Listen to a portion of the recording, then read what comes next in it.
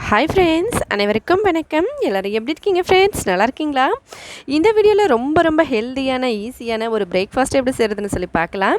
வீடியோக்குள்ளே போகிறதுக்கு முன்னாடி நம்மளோட இந்த சேனல் நீங்கள் இப்போ தான் ஃபஸ்ட் டைம் பார்க்குறீங்கன்னா நம்ம சேனல் பிடிச்சிருந்தா மறக்காமல் ப்ளீஸ் ஃப்ரெண்ட்ஸ் சப்ஸ்கிரைப் பண்ணிக்கோங்க. அதோட பக்கத்தில் இருக்க பெல் பட்டனையும் ப்ரெஸ் பண்ணிக்கோங்க. இதனால் புதுசாக எப்போ வீடியோஸ் அப்லோட் பண்ணாலும் உடனே உங்களுக்கு ஒரு நோட்டிஃபிகேஷன் வந்துடும். நம்மளோட எல்லா வீடியோஸையும் நீங்கள் மிஸ் பண்ணாமல் உடனே பார்க்கலாம். இப்போ வாங்க வீடியோக்குள்ளே போகலாம். நம்ம சேனலில் எல்லாமே டிஃப்ரெண்ட்டான புது வீடியோவாக இருக்குது, மறக்காமல் செக் பண்ணி பாருங்கள். இப்போ வாங்க இது எப்படி செய்கிறதுன்னு சொல்லி பார்க்கலாம். முதல்ல ஈக்குவல் குவான்டிட்டியில் நம்ம 2 பொருள் எடுக்கணும். ஒன்று உளுந்தம்பருப்பு, ரெண்டாவது வந்து பச்சரிசிங்க. ரொம்பவே ஹெல்த்தியான ஒரு ட்ரெடிஷ்னல் ரெசிபின்னு சொல்லலாம். பச்சரிசி உளுந்தம்பருப்பு ரெண்டுமே ஈக்குவல் குவான்டிட்டியில் எடுத்து ஊற வச்சாச்சு. ஒரு 4 மணி நேரம் ஊற வச்சு நம்ம வந்து நல்ல ஃபைன் பேஸ்ட்டாக தனித்தனியாக அரைச்சி வச்சுருக்கோம். அவ்வளோதான். அரைச்சி உடனே இதை நம்ம செஞ்சிடலாம். இதை சுத்தமாக புளிக்க வைக்கவே தேவையில்லை. ரொம்ப சூப்பராக வரும் ஃப்ரெண்ட்ஸ். அப்படியே நல்லா உப்பிட்டு நல்லா செம்மையாக இருக்கும் பார்க்குறதுக்கு, அதோட சாப்பிட்றதுக்கும் சூப்பராக இருக்கும். இப்போ இது ரெண்டுத்தையும் ஒன்றா சேர்த்து நல்லா கலந்துக்கலாம். இந்த மாதிரி நல்லா கலந்துட்டு இதில் மிளகுத்தூள் சேர்த்தாச்சு. மிளகுத்தூளும் ஏலக்காய் பவுடரும் நல்லா இடிச்சிட்டு நம்ம இதில் வந்து சேர்த்துக்கலாம். இந்த மாதிரி தண்ணி வந்து ஜாஸ்தியாக இருக்கக்கூடாது, சும்மா லைட்டாக தண்ணி ஊற்றி நல்லா ஃபைன் பேஸ்ட்டாக நம்ம அரைச்சி எடுத்துருக்கோம்.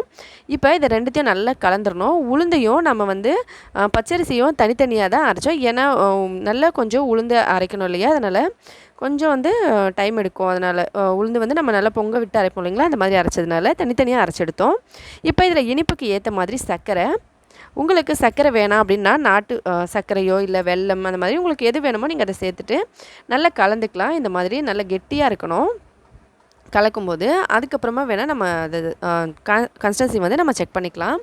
இப்போ நல்லா இந்த மாதிரி கலந்துக்கலாம். சர்க்கரையை போட்டிருக்கோம் இல்லைங்களா, அது சர்க்கரையெல்லாம் ஒன்றா சேர்ந்து நல்லா வர மாதிரி நல்லா இந்த மாதிரி கலந்துக்கலாம்.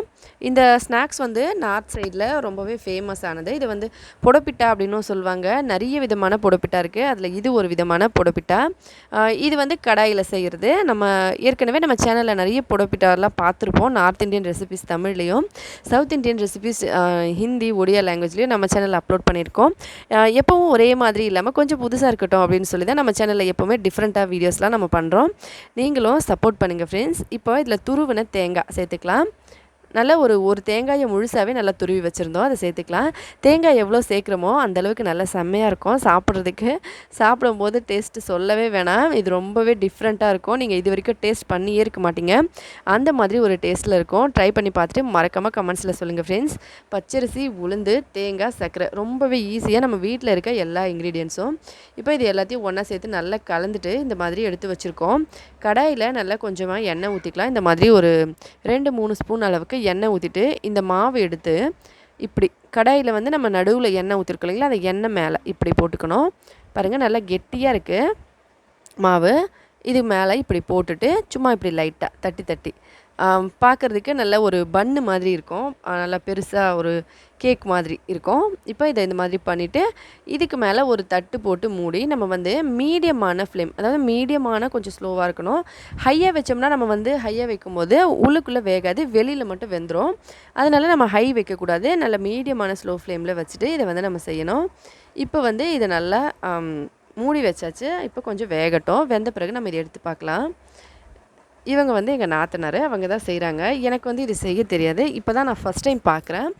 ரொம்ப நல்லா இருக்குங்க சாப்பிட்றதுக்கு.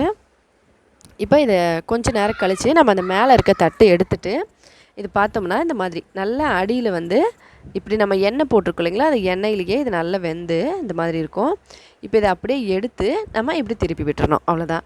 பாருங்கள் ஃப்ரெண்ட்ஸ், எவ்வளோ சூப்பராக இருக்குல்ல அடியில் பார்க்குறதுக்கு. இட்லியும் தோசையும் சேர்ந்து செஞ்ச கலவை மாதிரி இருக்குது. ஆனால் நோ சைடு டிஷ்ஷு எதுவுமே தேவைப்படாது நமக்கு.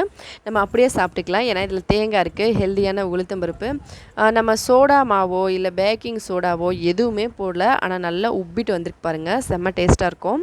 தேங்காய் போட்டிருக்கோம் இல்லைங்களா, அதனால் இதோட டிஃப்ரெண்ட்டான டேஸ்ட்டை நீங்களும் ட்ரை பண்ணி பாருங்கள். பிடிச்சிருந்தா மறக்காமல் கமெண்ட்ஸில் சொல்லுங்கள். இதே மாதிரி எல்லாத்தையும் நம்ம செஞ்சு எடுத்துடலாம். நீங்களும் ட்ரை பண்ணி பார்த்துட்டு மறக்காமல் கமெண்ட்ஸில் எப்படி இருந்ததுன்னு சொல்லுங்கள் ஃப்ரெண்ட்ஸ். வீடியோ பிடிச்சிருந்தா லைக் பண்ணுங்கள், ஷேர் பண்ணுங்கள். மறக்காமல் நம்ம சேனலுக்கு சப்ஸ்கிரைப் பண்ணிக்கோங்க. இதே போல் நல்ல டிஃப்ரெண்ட்டான புதுவிதமான வீடியோஸ்லாம் பார்க்குறதுக்காக. இப்போ இன்னும் கொஞ்சம் நம்ம திருப்பி போட்டுட்டு அந்த சைடு வேக வைக்கும்போது சும்மா லைட்டாக ஒரு ஸ்பூன் போல் எண்ணெயை சுற்றி போட்டுட்டு அதுக்கப்புறம் நம்ம கொஞ்சம் நேரம் வேக வச்சு எடுத்துடணும். அதே போல் நம்ம எல்லாத்தையும் செஞ்சிடலாம். பாருங்கள், மறுபடியும் அதே போல் ஒரு 2 ஸ்பூன் போல் எண்ணெய் ஊற்றிட்டு அதுக்கு நடுவில் இந்த மாதிரி போட்டுக்கணும். இது வந்து கொஞ்சம் கனமாக இருக்குது கடாய். நீங்கள் வந்து எந்த கடாயில் வேணாலும் செய்யலாம். அலுமினிய கடாயில் செஞ்சிங்கன்னா அந்த மெல்லிஸாக இருக்கும் இல்லைங்களா, அந்த கடாயில் செஞ்சிங்கன்னா கொஞ்சம் ஃபுல்லாகவே சிம்மில் வச்சுட்டு செய்யுங்க, இல்லைனா ஒட்டிக்கும் அதில். இப்போ இந்த எல்லாத்தையும் செஞ்சு எடுத்துடலாம். ட்ரை பண்ணி பார்த்துட்டு மறக்காமல் சொல்லுங்கள் ஃப்ரெண்ட்ஸ். உங்கள் ஃப்ரெண்ட்ஸுங்களுக்கும் சொல்லுங்கள். நன்றி, வணக்கம்.